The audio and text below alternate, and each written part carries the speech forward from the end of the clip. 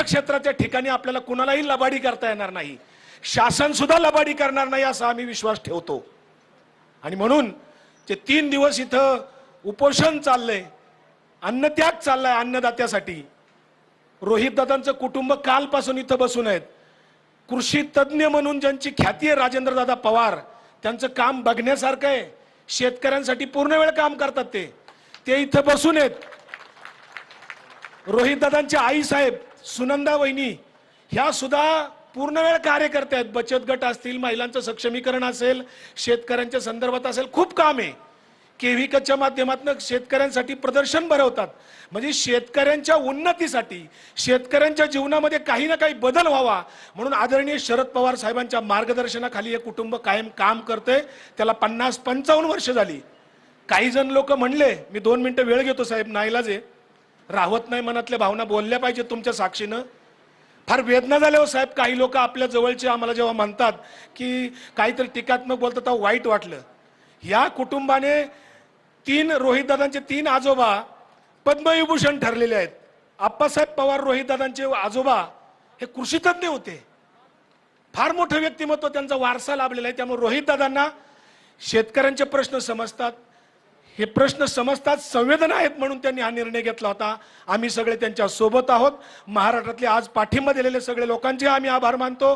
आणि मी सुनंदा वहिनी आणि राजू दादांना विनंती करतो, रोहित दादांचे वडील आणि महाजन साहेब आपण आणि एक ज्येष्ठ माता या ठिकाणी आहेत, पंढरपूरचे एक वारकरी माता आहेत इथल्या, त्या आणि राजू दादा आणि सुनंदा वहिनींना विनंती करतो की आपण रोहित दादांना इथे उपोषण त्यांचा अन्नत्याग सोडवण्यासाठी यावं। आणि रोहित दादा, आम्ही तुम्हाला सगळ्यांनाच मिळून विनंती करतो, आपण हे अन्नत्याग थांबवावं।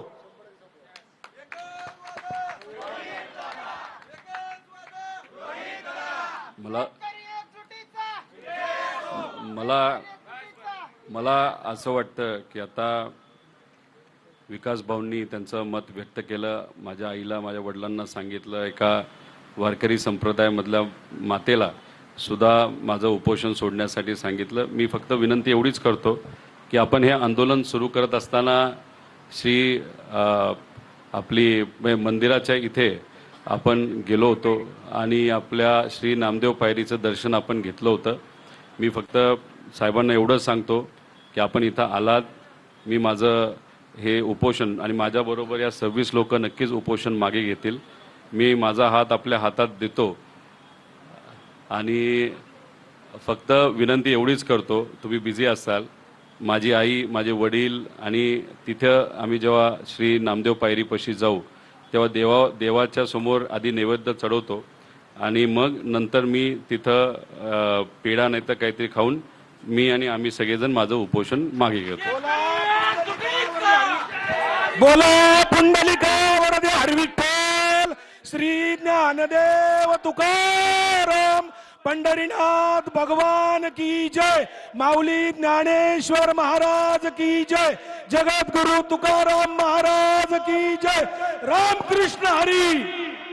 शेतकरी एकजुटीचा जय जवान।